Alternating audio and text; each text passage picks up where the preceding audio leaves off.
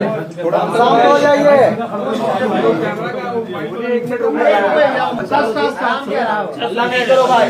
चलिए शांति। चलिए आप सब लोगों को मैं आज स्वागत करता हूं। जिससे आप लोगों को जानकारी होगी जो घटना मोकामा विधानसभा क्षेत्र में हुआ है उसको जिला प्रशासन और पुलिस ने काफ़ी अति गंभीरता से लिया है। गंभीरता से लेते हुए पूरी घटना का छानबीन भी पुलिस द्वारा पुलिसी कार्रवाई के तहत की जा रही है। कांड दर्ज हुआ है और पुलिसी कार्रवाई अलग से चल रही है। हम लोग इस घटना को बहुत ही सीरियसली देख रहे हैं और घटना के बाद काफ़ी हम लोगों ने कार्रवाई की है। आज जो गिरफ्तारी हुई है इसके संबंध में एसएसपी साहब और केस के डिटेल संबंध में आपको बताएंगे। आचार संहिता बहुत ही एक मजबूत स्तंभ है पूरा इलेक्शन प्रोसेस में और इलेक्शन कमीशन का स्पष्ट निर्देश है कि बाई लॉ इलेक्शन होगा तो उसी का अनुपालन 100% करने में हम लोग लगे हुए हैं और कराएंगे भी। कोई भी असामाजिक तत्व किसी भी प्रकार की प्रयास किया करेगा कानून तोड़ने का, आचार संहिता तोड़ने का या किसी भी प्रकार की इन्फ्लुएंस करने का कोशिश करेगा तो उनके विरुद्ध कठोरतम कार्रवाई की जाएगी। हम लोग 100% आर्म्स डिपोजिशन करने के लिए आदेश दिए हैं और लगातार जल्द से जल्द जितने भी लीगल आर्म्स हैं वो भी डिपॉजिट हो जाएंगे। चेकिंग पॉइंट्स हर विधानसभा में 50 के ऊपर पॉइंट्स बनाने के लिए निर्देश दिया गया है, जिसमें सीएपीएफ के माध्यम से भी चेकिंग कराई जाएगी। सेजर पूरे राज्य में पटना जिला में सबसे ज़्यादा सेजर अभी तक का हुआ है। लगातार सीएपीएफ सक्रिय हैं और पर्याप्त मात्रा में सीएपीएफ की बल उपलब्ध है। वो पुलिस बल और मजिस्ट्रेट के साथ लगातार चेकिंग की कार्रवाई लगातार कर रहे हैं और सेजर भी कर रहे हैं। आचार संहिता के संबंध में सभी पदाधिकारियों को पुनः निर्देश दिया गया कि किसी भी प्रकार के अगर उल्लंघन होगा उनके विरुद्ध कठोरतम कार्रवाई किया जाना है। जहाँ तक इलीगल आर्म्स की बात है उस पर और तेज़ी लाई गई। जहाँ जहाँ आवश्यकता हो सीएपीएफ को भी यूज़ करके उसमें छापामारी की जा रही है और जहाँ पर भी ऐसे सूचना मिलेगी वहाँ पर हम लोग छापामारी करके कांड भी दर्ज करेंगे। उक्त असामाजिक तत्वों को जेल भेजने का काम भी करेंगे। कहने का मतलब इलेक्शन कमीशन द्वारा दिए गए निर्देश पूरे लॉ और कानून को फॉलो करके इलेक्शन की प्रोसेस संपन्न होगा, वो बिल्कुल होगा, उसको पालन कराया जाएगा। उसमें कोई भी बाधा उत्पन्न करेंगे उनके विरुद्ध कठोरतम कार्रवाई की जाएगी। मैं फर्दर जो केस संबंधित डिटेल से एसएसपी साहब आपको ब्रीफ करेंगे।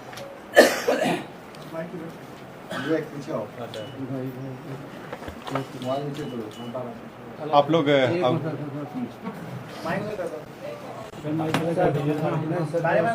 आवाज आ जाएगा। जी बोले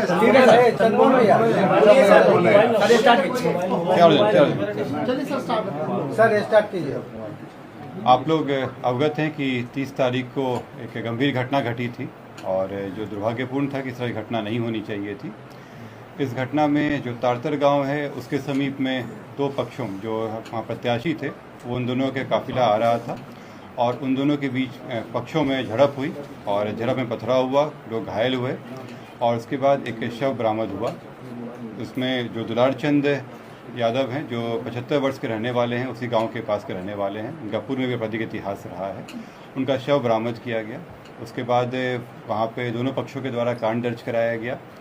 कांड दर्ज होने के बाद अनुसंधान प्रारंभ किया गया। पुलिस घटना की सूचना मिलते ही तुरंत पहुंची थी वहाँ पे और वहाँ से साक्ष्य भी इकट्ठे किए गए। घटनास्थल से कई जगह के फुटेज भी प्राप्त हुए जिससे क्या घटना हुई है उसके बारे में कई जानकारियाँ मिली। लोगों के गवाह भी सामने आए और उनकी गवाही भी ली गई। साथ ही कल मृतक का पोस्टमार्टम कराया गया, उससे भी हम लोगों को अहम सुराग मिले। जो अभी तक के अनुसंधान में आया उसमें उससे प्रतीत हुआ कि ये जो घटना हुई है ये आदर्श संहिता का उल्लंघन भी हुआ है। इसमें ये एक गंभीर मामला भी था। हम लोग इलेक्शन कमीशन के द्वारा निर्देशित भी किया गया था कि शांतिपूर्ण ढंग से इलेक्शन होना चाहिए और इसमें जब अनुसंधान किया गया तो पाया गया कि जो प्रत्याशी हैं वो वहाँ पे मौजूद थे, उनके सामने में घटनाएं हुई हैं और जो कांड के मुख्य अभियुक्त भी हैं अनंत सिंह, उनकी आज गिरफ्तारी बेड़ना गांव से किया गया है।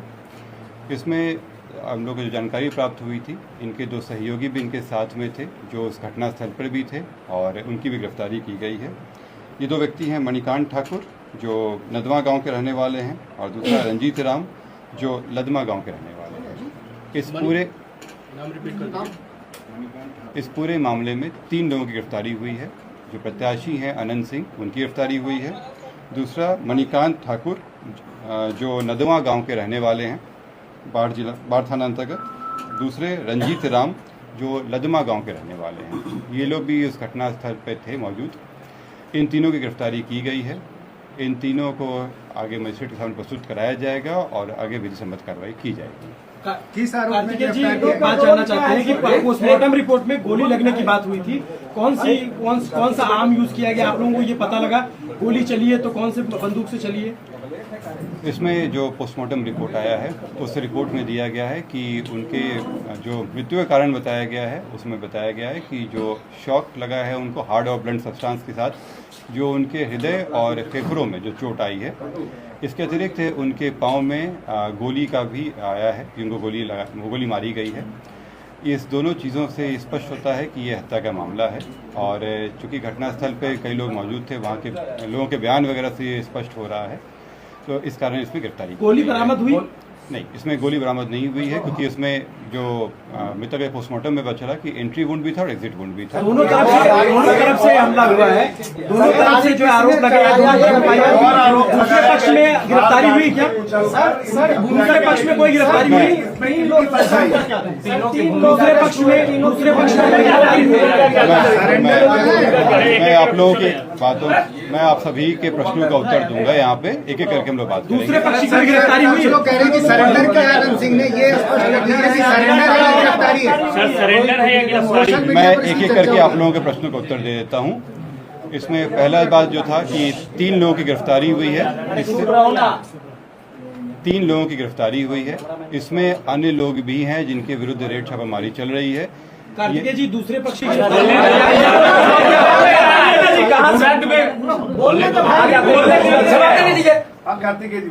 उधर से आके चिल्ला। मैं फिर से रिपीट कर दे रहा हूँ। इस मामले में अभी तक 3 गिरफ्तारियां हुई हैं। इसमें अन्य लोग भी हैं जिनकी गिरफ्तारियों के लिए रेड छापामारी चल रही है। जल्द ही उनको भी गिरफ्तार किया जाएगा। इसमें अनुसंधान जो सीआईडी के द्वारा भी शुरू किया गया है, सीआईडी की एक टीम भी बनाई गई है जो इस पूरे मामले पे अनुसंधान साथ में करते रहेगी और हम लोगों को सहयोग भी देगी। जो अग्रतर अनुसंधान में आएगा उससे भी आप लोग को अवगत कराया जाएगा। जो आप लोग द्वारा प्रश्न किया गया था कि दूसरे पक्ष पे क्या कार्रवाई हुई, तो आप लोगों को अवगत करा दें कि इसमें इस पूरे घटनाक्रम में कई चीज़ें हुई हैं। पहला कि जो आपस में जो दोनों पक्षों के बीच में मारपीट की घटना हुई थी, पत्थरबाजी हुई थी, उसका कारण दर्ज कराया गया है। पुलिस को जब जानकारी मिली थी कि इस तरह की चीज़ें हो रही हैं, उसका भी केस दर्ज कराया गया। इसके अतिरिक्त जो गाड़ियों का काफिला था, उस आदर्श आचार संहिता का उल्लंघन था, उसका भी कारण दर्ज कराया गया है। कल जब पोस्टमार्टम के लिए ले जाया जा रहा था तो वहाँ पे भी कुछ शरारती तत्वों के द्वारा पुलिस के साथ भिड़ंत हुई थी, उसका भी कांड दर्ज कराया गया है। इन सभी कांडों में कल रात में कई जगहों पर रेड छापामारी करके कई लोगों को गिरफ्तार किया गया। इसमें दोनों पक्ष के लोग शामिल हैं। इसमें जो पुलिस के साथ हाथापाई हुई या तोड़फोड़ हुई या आपस में मारपीट हुआ, उन मामलों में गिरफ्तारियां हुई थी। ये हत्या के मामले में आज ये गिरफ्तारी 3 हुई है। सरेंडर किया है सर या गिरफ्तारी हुई? कहाँ से गिरफ्तारी? जैसे मैंने स्पष्ट कहा है कि ये 3 गिरफ्तारी हुई है। इससे स्पष्ट है कि सरेंडर नहीं है, गिरफ्तारी है। और ये बेड़ना गांव जो बाढ़ के अंतर्गत आता है, वहां से गिरफ्तारी की गई।